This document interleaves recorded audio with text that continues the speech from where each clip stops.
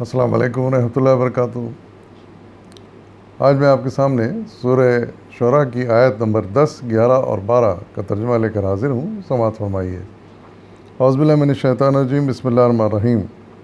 تمہارے درمیان جس معاملے میں بھی اختلاف ہو، اس کا فیصلہ کرنا اللہ کا کام ہے۔ وہی اللہ میرا رب ہے، اسی پر میں نے بھروسہ کیا اور اسی کی طرف میں رجوع کرتا ہوں۔ آسمان اور زمین کا بنانے والا، جس نے تمہاری اپنی جنس سے تمہارے لیے جوڑے پیدا کیے، اسی طرح جانوروں میں بھی اس نے جوڑے بنائے، اور اس طریقے سے وہ تمہاری نسلیں پھیلاتا ہے۔ کائنات کی کوئی چیز اس سے مشابہ نہیں ہے، وہ سب کچھ سننے اور دیکھنے والا ہے۔ آسمان اور زمین کے خزانوں کی کنجیاں اسی کے پاس ہیں، جسے چاہتا ہے کھلا رزق دیتا ہے اور جسے چاہتا ہے نپا تلا دیتا ہے، اسے ہر چیز کا علم ہے۔ صدق اللہ العظیم۔ ان آیات میں اللہ تعالیٰ نے حضور صلی اللہ علیہ وسلم کے ذریعے سے مسلمانوں کو کچھ اہم ہدایات ارشاد فرمائی ہیں، اور وہی اس میں بیان کی گئی ہیں، اور یہ بعض اوقات خطاب کا یہ طریقہ قرآن میں اختیار کیا گیا ہے کہ اللہ تعالیٰ کہیں خود مخاطب کرتے ہیں مسلمانوں کو، کہیں رسول صلی اللہ علیہ وسلم کو، کہیں کافروں کو، مشرکین کو، اور کہیں حضور صلی اللہ علیہ وسلم کے ذریعے اللہ تعالیٰ اپنی بات کہلاتے ہیں۔ اسی کی وضاحت مولانا سید ابوالعلا مودودی رحمۃ اللہ علیہ نے بھی اپنے حاشیہ نمبر 13 میں کی ہے۔ آپ تحریر کرتے ہیں، اس پورے پیراگراف کی عبارت اگرچہ اللہ تعالیٰ کی طرف سے وحی ہے، لیکن اس میں کلام کرنے والا اللہ تعالیٰ نہیں ہے بلکہ رسول اللہ علیہ وسلم ہے۔ گویا اللہ جل شانہ اپنے نبی کو ہدایت دے رہے ہیں کہ تم یہ اعلان کرو۔ اس طرح کے مضامین قرآن مجید میں کہیں تو قل یعنی اے نبی کہو سے شروع ہوتے ہیں، کہیں اس کے بغیر شروع ہو جاتے ہیں۔ صرف انداز کلام بتا دیتا ہے کہ یہاں مخاطب کرنے والا اللہ نہیں بلکہ اللہ کے رسول ہیں۔ بعض مقامات پر تو کلام اللہ ہوتا ہے اور مخاطب اہل ایمان ہوتے ہیں، جیسے سورہ فاتحہ میں ہے، یا متکلم فرشتے ہوتے ہیں، یعنی کہنے والے فرشتے ہوتے ہیں، جیسے سورہ مریم میں ہے۔ تو یہ مختلف انداز ہیں جو قرآن میں اللہ تعالیٰ نے اختیار کیے ہیں اپنی بات کو بیان کرنے کے لیے۔ بہرحال یہاں یہ کہا جا رہا ہے، رسول صلی اللہ علیہ وسلم کے لیے کہلایا جا رہا ہے، آپ فرماتے ہیں کہ کسی بھی معاملے میں اختلاف ہو ہم مسلمانوں آپس میں، تو ان کو نصیحت کر رہے ہیں کہ اس کا فیصلہ کے لیے اللہ تعالیٰ کی طرف رجوع کرو، یعنی اس کا فیصلہ اللہ تعالیٰ کریں گے، کیونکہ وہ سب کچھ جاننے اور سب کچھ کرنے والے ہیں، دلوں کے حال جاننے والے ہیں، تو وہ بہترین فیصلہ کرنے والے ہیں۔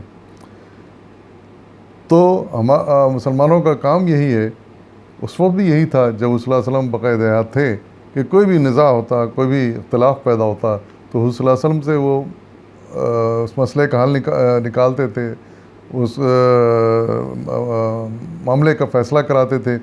اور جب آپ دنیا فانی سے رخصت کر گئے تو مسلمانوں کا کام یہ ہے کہ کوئی بھی اختلاف ہو تو اس کا فیصلے کے لیے اس کلام کی طرف توجہ دیں، اس کلام میں اس فیصلے کا حل ڈھونڈیں جو اللہ تعالیٰ نے ان کے ذریعے سے ہمیں بھیجا ہے۔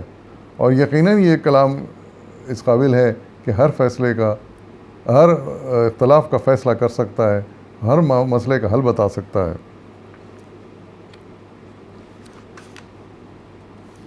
اور اسی بات میں رسول صلی اللہ علیہ وسلم نے ان سے فرمایا، مسلمانوں سے خطاب کر کے فرمایا کہ وہی میرا رب ہے اللہ تعالیٰ، جس نے یہ کلام مجھ پر نازل کیا ہے، میں اسی پہ بھروسہ کرتا ہوں اور اسی کی طرف رجوع کرتا ہوں۔ تو ہم مسلمانوں کو بھی چاہیے کہ ہر معاملے میں اسی کی طرف رجوع کریں اور اسی کے فیصلے کو تلاش کریں اور پھر اس پر عمل کریں۔